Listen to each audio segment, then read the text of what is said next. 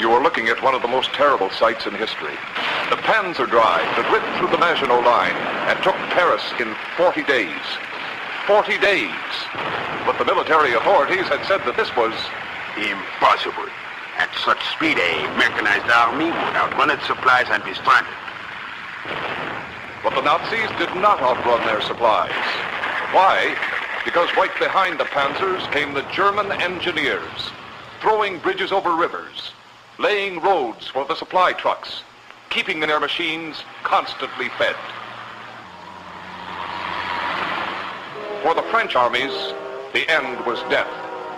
For the British, Dunkirk. And the Nazis boasted, "We will keep what we have won.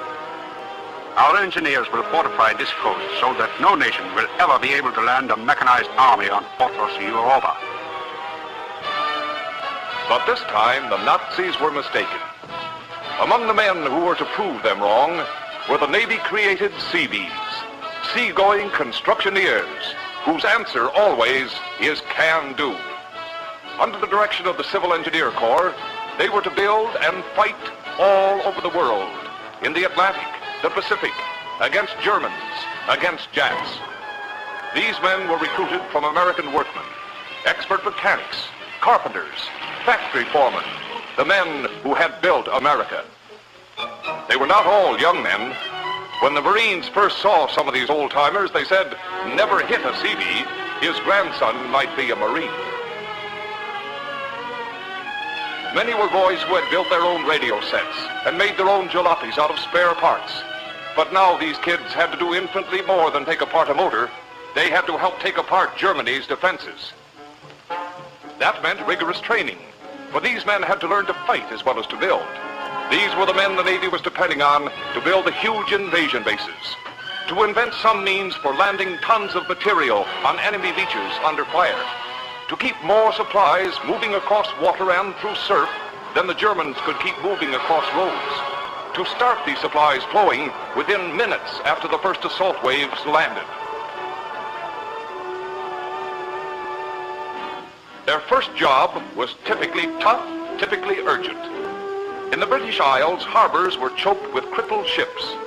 These ships had to be repaired quickly, put back into action. In little old seaport towns like Londonderry and Roseneath, the first contingent was landed. A modern fighting construction corps thrust into an old world atmosphere. Right away, the Yankee construction crews were confronted with traffic problems.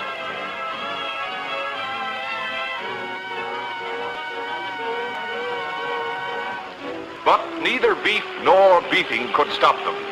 They broke up the old world atmosphere, although the Luftwaffe was breaking it up a good deal more. New camps began to spring up. In great secrecy, work on repair bases for the crippled fleet had already been started by civilian construction crews, working under the direction of officers of the Civil Engineer Corps. The newly arrived units threw all their energies to rush to completion the docks, warehouses, and machine shops at these bases. American factories were turning out machines on day and night schedules. Into these machines went the fuel denied American pleasure drivers. Out of them came a new fleet, built from ships the Germans thought were flop houses for fishes. To refuel the 6 to 8 ships that were docking every day, men from Texas and Oklahoma threw miles of pipeline across swampy, rocky country. To store the oil, they constructed tank farms covering acres with large steel tanks. In America, such tanks were built by bolting the steel plates together. Here, some of the plates had to be welded, but there were some of the men who used to be welders. They taught the others. Then it was found each tank had to have a brick wall for protection against bomb fragments. 2 of the men turned out to be ex-bricklayers. They showed the others how it was done. In 7 months, more repair work was done than the old established yards had turned out during the entire First World War. Here is a typical base repair job.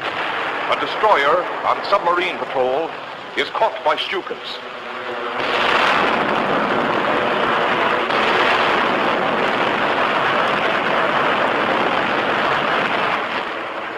She limps away, trailing smoke and leaking badly. Her distress signal is picked up by a newly completed radio station. When the destroyer reaches the repair docks, ambulances of the medical corps are waiting to take off the wounded. The injured are rushed to a hospital at the base. There, doctors are standing by, ready for an emergency operation. You are watching an actual operation performed on a few minutes' notice in the Londonderry Hospital. Meanwhile, Navy repair crews are swarming over the ship. Thanks to American skill, the destroyer was repaired between tides and returned to action the same day.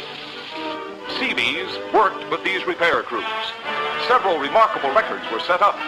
They changed the propeller of the USS Greer in a few hours.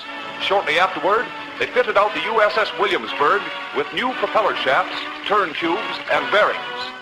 The Canadian corvette Calgary had all the bearings in her main engines replaced at the same time, a feat never before accomplished. Said General Patch, "It has been a constant wonder to me how the Seabees could possess so many skills and do such a huge amount and variety of work." While this work, a defensive fighting measure, went on, the Germans were moving through Romania, Bulgaria, Greece, Crete, Northern Africa, and half of Russia. The first break came on the desert at El Alamein. Marshal Rommel's forces were defeated, and the Germans were thrown out of Africa. At last we had bases from which to launch an offensive against the Axis Europe at the soft underbelly of Sicily and Italy.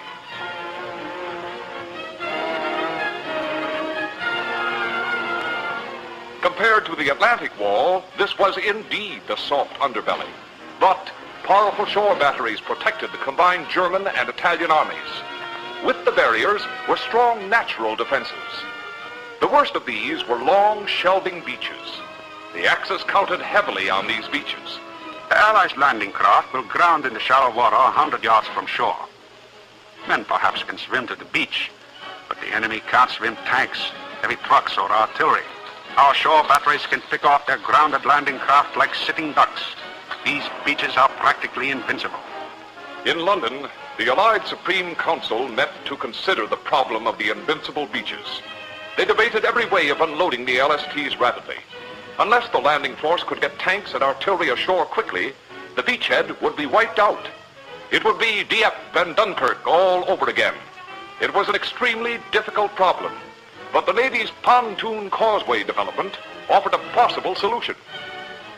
There was an officer in the Navy Civil Engineer Corps named Captain John N. Laycock, who, even before the war, had everybody in his office saving cigar boxes for him.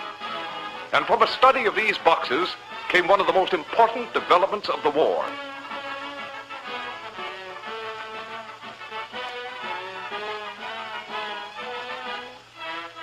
Here are models of this development. The Navy's pontoon, designed to stand a terrific strain. Fasten 50 of these boxes together, and you have a barge. Pile other boxes on the sides of the barge, and you have a floating dry dock. Secure 3 strings of them side by side, and you have a floating causeway that could bridge the distance from a stranded LST to the shore. The little model boxes worked perfectly, but how would the real boxes work under shell fire on enemy beaches? With a top-secret classification, steel boxes were built. The Seabees experimented with the boxes, found they worked.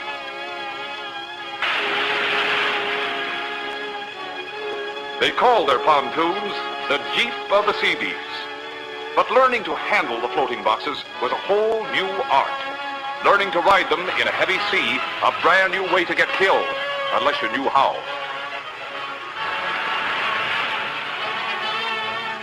They had to find out the hard way. There was no book of directions. They weren't learning a new form of warfare. They were inventing it. Finally, the pontoon crews were given their orders. From bases in Scotland, they and the steel boxes were secretly embarked for North Africa. For the first time, these skilled workmen were to go under fire in the European area. They had boasted that they could protect what they built. Well, they would get a chance to prove it. In Tunisia, they went ashore to prepare for the first invasion of Axis Europe. The boys who had driven jalopies down Main Street and beach wagons in Londonderry were a long, long way from home now. The British Isles had seemed a little old-fashioned, but at least the English had heard of the automobile. No wonder the Germans had seemed like supermen to the Tunisians. They just didn't know the Americans. In the port of Bizerte, a great invasion fleet was being assembled. Plans were going forward.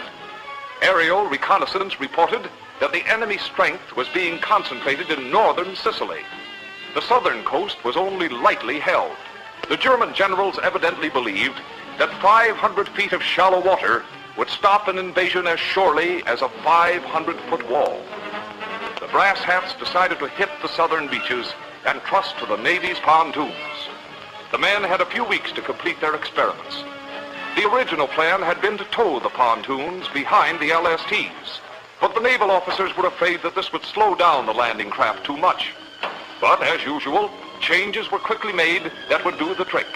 A way was devised for hanging the pontoons from the sides of the LSTs. Next, the Army engineers objected that a pontoon long enough to reach the shore could not be kept rigid. In heavy surf, it would sway too much for trucks and tanks to be driven across it. This objection was solved by using two pontoons, slightly overlapping, one extending beyond the other like a slide rule. Thus, each pontoon reinforced the other. The day before the invasion of Sicily, the world had waited 3 years to see this fleet set sail, the fleet that was to strike the first blow at Axis Europe. It had taken weeks to build the earthen causeways over which hundreds of tanks and trucks were loaded on LSTs. Unloading in Sicily was to be done on the pontoons secured now on the sides of the LSTs. Everything was ready for the big show.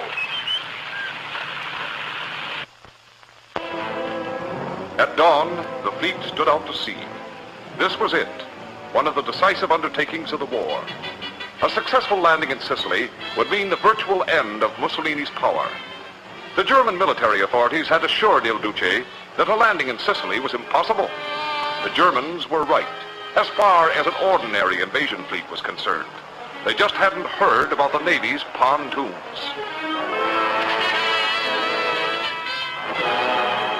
Sicily.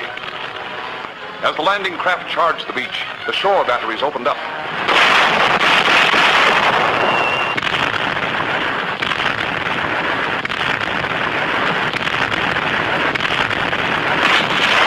The German and Italian officers must have thought the Americans had gone crazy or had lost their sounding charts.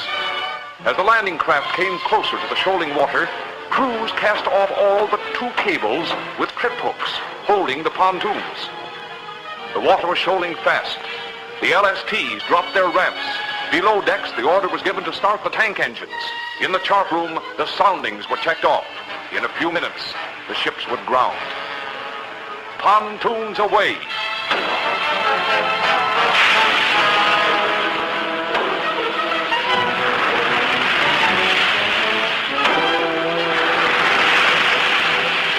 For a few moments, the LSTs towed the pontoons with the Seabee crews aboard.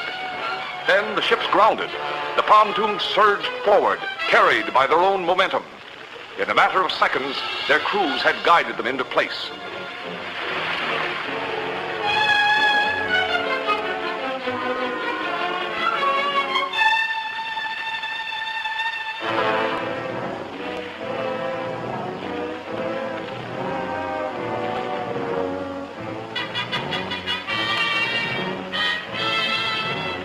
Before the astonished Germans and Italians could recover, waves of tanks, guns, and men were coming ashore across the pontoons. The impossible had been accomplished. The next strike was at Salerno, the first blow at the mainland of Europe. This time the Germans knew all about the pontoons and were ready to handle them. The Italian troops guarding the shallow water beaches at Salerno were reinforced by the crack 16th Panzers. Big guns had been installed on the cliffs. Stukas and Focke-Wulfs stood ready at the landing fields. All received the same orders. When the landing comes, get those verdammt Yankee pontoons.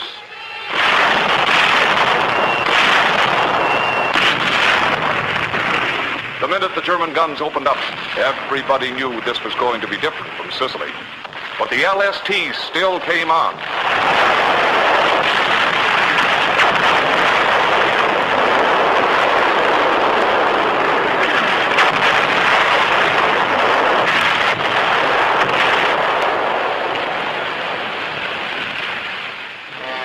The first men had already hit the beach.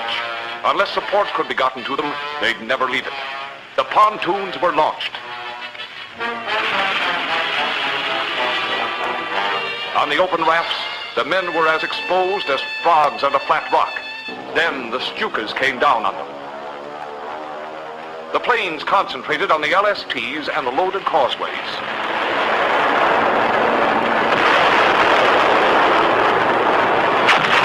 Many of the 300 Seabees riding the pontoons were killed.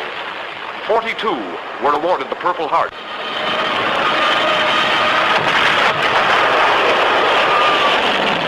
German bombs and shells wrecked some of the pontoons, but the steel boxes were all interchangeable, and new ones were substituted. The flow of trucks and tanks was never interrupted for more than a few minutes. A Seabee-operated bulldozer had the honor of being the first invasion vehicle to land in Europe. In spite of one of the worst bombardments in history, the Navy and Coast Guard brought in 190 LSTs. They were unloaded. The Germans fell back, and the Salerno beachhead had been taken. The whole world knew the next attack must come against the west coast of Europe, against the Atlantic Wall, one of the greatest engineering projects in history. The Germans had good reason to believe that we could never land a mechanized army against such defenses as these. That would mean landing more supplies here in 2 months without any docking facilities that were landed during the entire First World War with the use of all the Atlantic harbors. Yet, if these fortifications fell, Germany must fall. Plans for the invasion began in 1943 at the Quebec Conference. It was decided that at least 12,000 tons of supplies and 2,500 vehicles per day would have to be landed to support our attacking forces. This was more than all the French ports could have handled even in time of peace. For strategic reasons, the Bay of the Seine was selected for the landing. But the Bay of the Seine has a 21-foot tide. That meant any causeways usable at low tide would be underwater at high. There was also a stiff tidal current that would carry away any ordinary floating bridge. And also there were sandbanks that made shipping almost impossible. The German fortifications were particularly strong here. The conference did not attempt to solve these problems. They simply outlined the broad policy and left the details to the engineers. Immediately, preparations began to launch the invasion, one of the most gigantic operations ever undertaken by man. Enormous bases were built along the south coast of England: Exeter, Plymouth, Dartmouth, Falmouth, Forey, Salcombe, Teignmouth, and many others. But the bases were only incidental to the incredible engineering project underway. While the world waited, work went on in the utmost secrecy throughout the autumn of 43 and the spring of 44. Every day, flights of planes passed over the yards on their way to hammer the Atlantic Wall. Troops were shunted from all parts of England toward the docks. The great transports began to unload at Plymouth and Southampton. Something was getting ready to break. This program has been interrupted to bring you a news flash. London, the invasion of Europe has begun.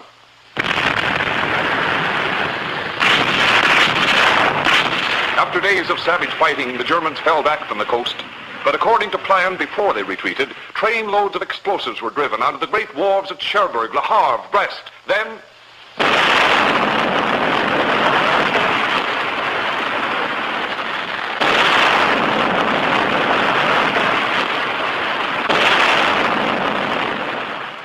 in a few minutes, the work of a generation of French architects and engineers was wiped out. The famous pier at Cherbourg, where the Normandy used to dock in peacetime, was ripped apart. The wharves at Le Havre were turned into rubble. It would take months to repair the destruction, if it could ever be repaired. The Germans, thinking our invasion force had been cut off, counterattacked. In Berlin, Goebbels shouted this would be the greatest disaster in British and American history. The German reserves, held in readiness for months, were thrown in. They were told that the invasion force had been cut off from all supplies. Even building a breakwater to protect our cargo ships would take months. The Allies had anticipated the destruction of harbors. So in the months before D-Day, a great fleet had been assembled along the English coast, the strangest fleet that ever put to sea. Giant floating cement blocks, each literally as big as a house, stood ready in the harbors. These blocks, called phoenixes, were a British innovation. Each had its own specially trained Seabee towing crew. Every phoenix was divided into compartments equipped with sea valves, so it could be sunk in a few minutes. By sinking 20 or 40 of these blocks end to end, an enormous breakwater would be formed in a few hours. To protect the phoenixes from attack, each of the cement blocks had a 40mm gun mounted on top, manned by an army crew. Once the phoenix was sunk, it instantly became not only a part of the breakwater, but also a fort. Towed by tugs, this incredible armada began to cross the channel the morning of D-Day. The towing crews stood by the tow lines constantly. A sudden plunge of the cement mountains could snap the towing cables like twine. No one but a seaman can realize the difficulty of towing these heavy, plunging concrete giants across the choppy channel. When the phoenixes reached the Normandy beach, there was a heavy sea running. The Navy tugs jockeyed their massive blocks into line. There was constant danger that the blocks would smash into each other. Dive bombers, shore batteries, and surf combined to make the operation interesting. As each phoenix was swung into position, its crew opened the sea valves.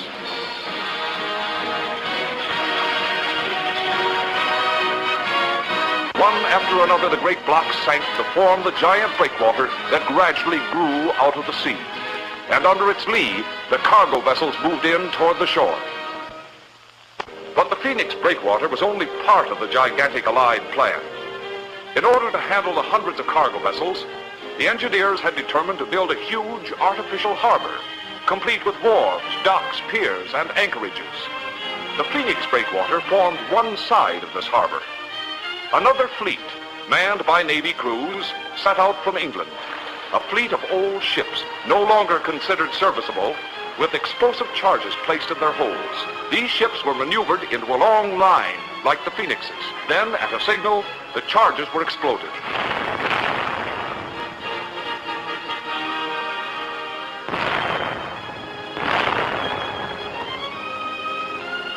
The ships sank to form an additional breakwater.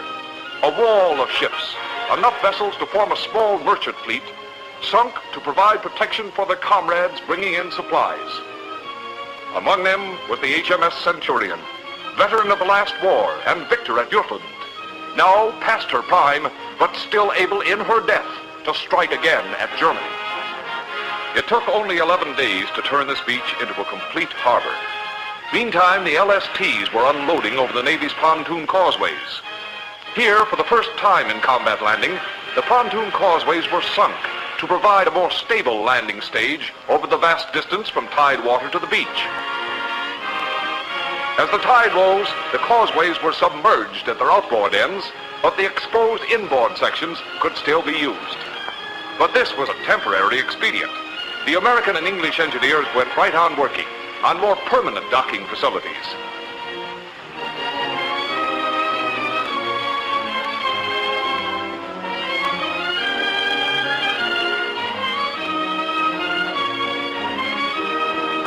While this was being done, across the channel came a procession of weird objects that would have interested Buck Rogers.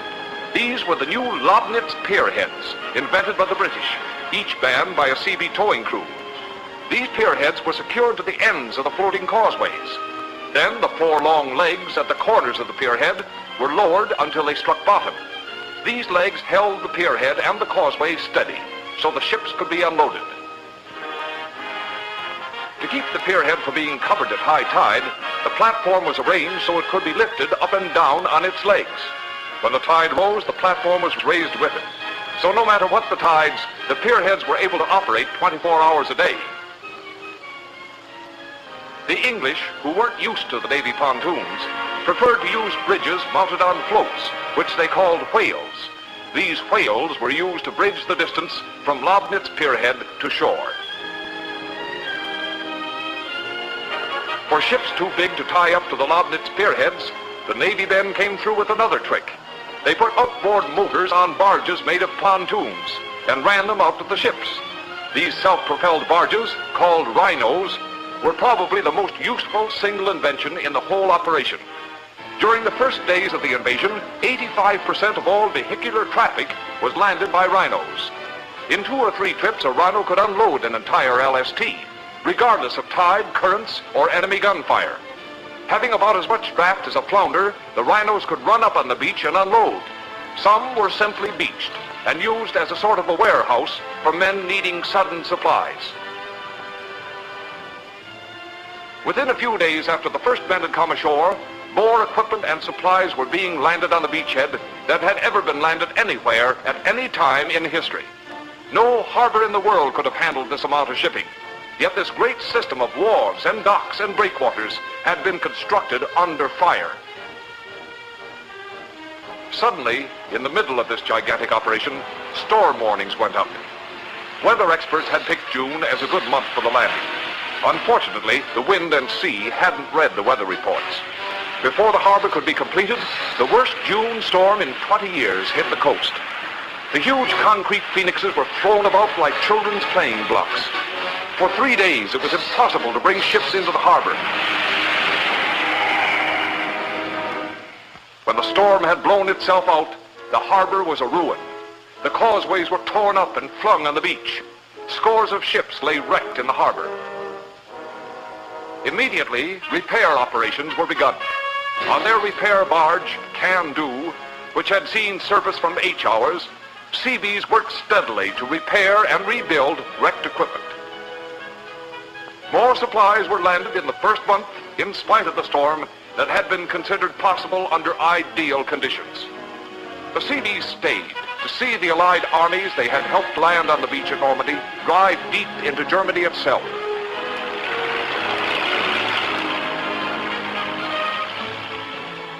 They saw guns, trucks, ammunition, all the supplies needed to make victory certain flow onto the continent in an ever-growing stream. Across the beaches, the Germans said, would doom any invasion. Their part in building the road to Berlin was complete. And then, with the end of Hitler's fortress Europa assured, they moved on to join their mates in the Pacific.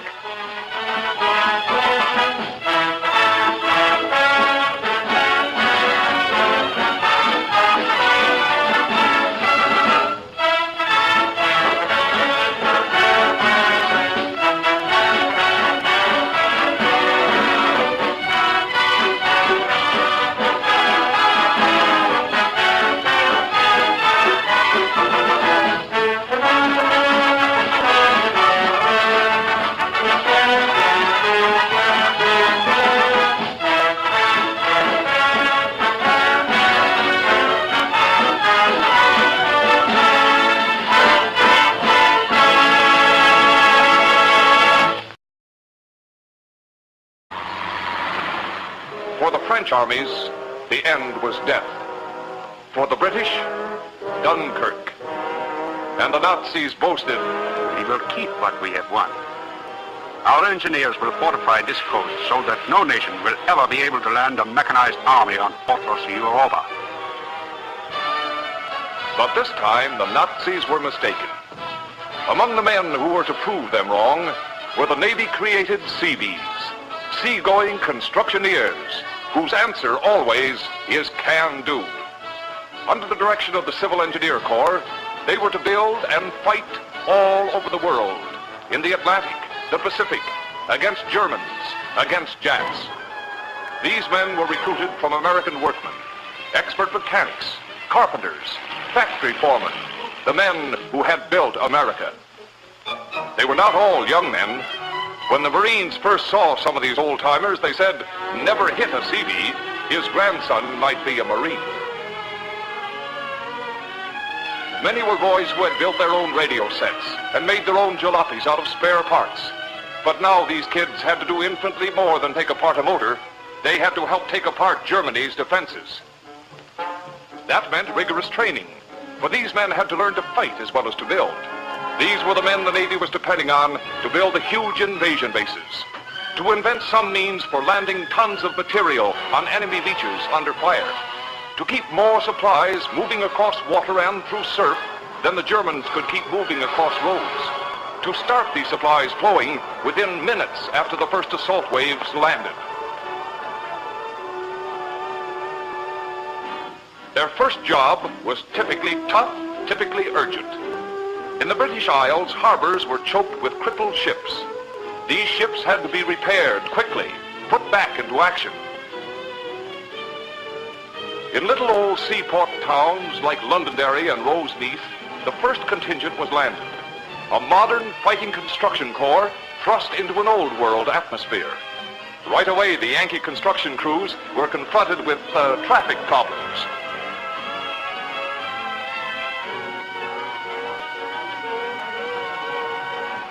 But neither beef nor beating could stop them.